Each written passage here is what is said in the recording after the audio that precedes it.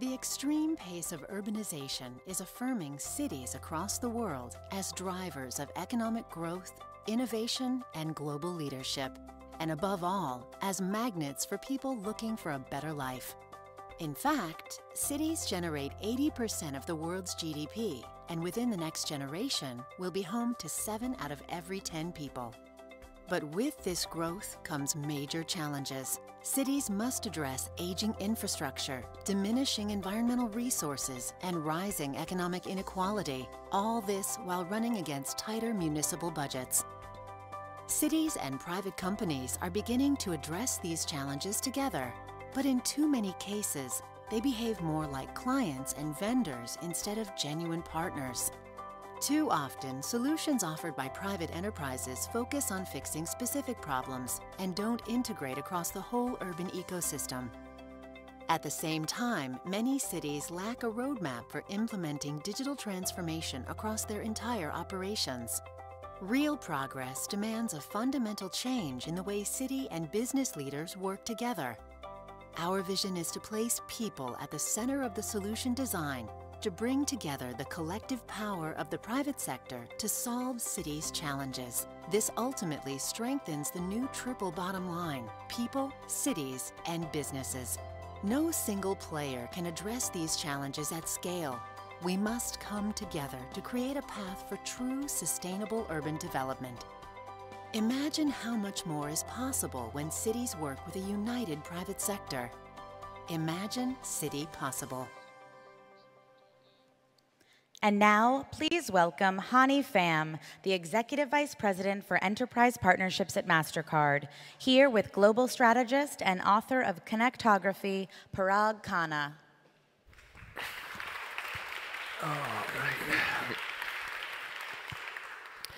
Parag, hello. Hi, Hany. Over the past few days, we've seen increasingly a trend of cities wanting to be more connected with each other through things like trade, transport, and innovation. And at the same time, we're witnessing a backlash to the concept of greater integration at a national level. How do you see navigating that challenge? It's a great question. That is exactly the two tensions, if you will, that we've seen in the last couple of days. And it's a reminder, cities are at the front line. They see themselves at the front line of the globalization debate in two ways. The first is the international. Unfortunately, we're seeing that cities are pro-globalization. Cities like London, for example, were against Brexit, right? So it's a reminder, actually, that urbanization and globalization are two sides of the same coin. They're twin phenomenon. People move into cities, and when they do, they yearn to be connected to trade and supply chains. But there is a flip side to that. That's the local level where cities are on the front line, and that is because of such rapid urbanization, you have heightened inequality within cities, right? The haves and the have-nots. Right. And that reminds us of the need for a new social contract. And that's the very interesting thing that we've been debating here the last couple of days. How can cities, because of course they're not going to get much help from their federal capitals, right? Cities have to figure out that new social contract, and what smart city leaders know is that it's not going to come just through election cycles, right? It's going to come through new kinds of partnership with all the stakeholders, public sector, private sector. And now what's very important is that there's a real sense of urgency about it. You mentioned new forms of partnerships, and I want to pick up on that. For a long time, the idea of public-private partnerships has been one city working with one private enterprise to solve a specific RFP or a response to a particular RFP. But what we see in that model, in those one-to-one relationship, is a real temptation to address structural challenges through proprietary solutions, through things that don't really scale, and where both parties are extending beyond their natural capabilities, the city and the private sector. You know, cities don't have technology challenges per se, and I say that carefully. They have growth challenges, they have inclusion challenges, they have environmental challenges, they have congestion problems. How do you think about that? Well, it's a great point. If you look at the cities that have, say, an open urban ecosystem, right, to welcome new technologies and allow the services and entrepreneurs to build on top of that, those are cities that are thriving. They're attracting talent, and the services sector, the digital sector are all growing. In Europe, of course, it's Paris, where we are right now. It's London, it's Berlin. In North America, Seattle. In Asia, Singapore. What do they have in common, right? These open urban ecosystems. And they're allowing the technologies to flourish. A great example is location-based services.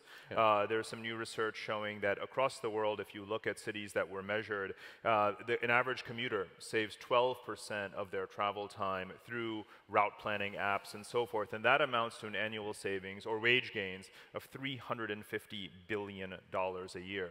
And in that example, it's not really just about the technology, it's about opening it up for all of the applications that are built on top of that. Because as you said, the technologies are available today to solve a lot of these myriad urban challenges. It's about unleashing it. Right. You know, that's a great example, but I actually want to take that a step further. The conversation that we're starting with City Possible is about bringing the private sector together to look at city challenges in a very different way, in a holistic way. You gave the example of transportation, but the same principle can equally apply when we talk about demand management to other areas, for example, housing or energy or waste or water or healthcare. We're increasingly seeing that the private sector can co-innovate around standards. And when that happens, we get the best possible results. If you like, a 360-degree way of innovating within the cities to drive more sustainability, more inclusion, more efficiency in how that works.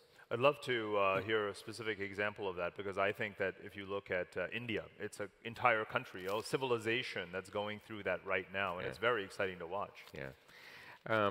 Well, I think one of the best ways I can bring that to life is this. You know, some years ago, the World Bank said that there were 2.7 billion people that didn't have access to the formal economy. We've seen 700 million of those join the formal economy in the last 5 years. That still leaves nearly a little over 2 billion people that need access.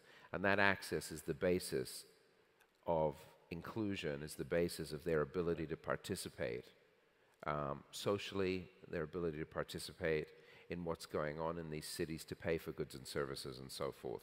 But there are two things that are critical in that inclusion formula. And this applies, by the way, when we talk about inclusion in the formal economy or digital inclusion or social inclusion. First, it's about bringing everyone together around the table. You know, governments, NGOs, banks, retailers, and so forth. But the second is agreeing to common standards, so that as you have a success in one part of the world, you're able to take that without having to guess at it and implement it in another part of the world. Adapting it for local conditions, of course, and local challenges. But there are some headline challenges that are common, and standards are a very practical way for us to think about those things and how they get solved in a coordinated fashion between cities and between the private sector. We now need to build on that, of course, in the whole way we think about urban development, the whole way we think about inclusion for these different aspects of our cities. That 2 billion people that's left, that is really, to my mind, what you're saying is a call for a digital, a Marshall Plan, really, for digital inclusion. That is what is needed. And I think, actually, the tailwinds are really strong. Since the 1990s, telecoms have spent about $4 trillion worth of infrastructure investment in getting people connected and reducing broadband speeds. The cost of mobile phones and data have all gone way down. So we know that the potential is there. On top of that, you now have mobile banking and the whole suite of apps that people have access to now. That means that everything from mortgages to small business loans and so forth are all becoming digitally available. But it requires, I think, to get to those next 2 billion included, right? Because again, the hardware is there, the technology is there. It is about the common standards that we have to bring about between the public sector, between banks, telecoms, and so forth. And that's going to make the difference. And that, going back to this idea of the new social contract, I think that that's going to be one of the key things. I think public housing really matters, energy really matters, but this has got to be one of those pillars of the new social contract, is that digital inclusion. Yeah, I agree. Parag, I've really enjoyed this conversation. I hope you have as well. I want to close on a couple of thoughts. First of all, imagine a united private sector working in a coordinated way with cities thinking holistically about the challenges they're facing and about how they frame those challenges so that we can get an accelerated pattern of practical implementations today. Not in 5 years, not in 10 years, but today. And we believe we can do that. I guess if I quote, and I'm going to paraphrase, Mayor Hidalgo's comments on Sunday, she flipped a common term that we hear and basically said, think local, act global. So we'll leave you with that thought. Parag, thank you. Great talking to you, Hany. Thank you.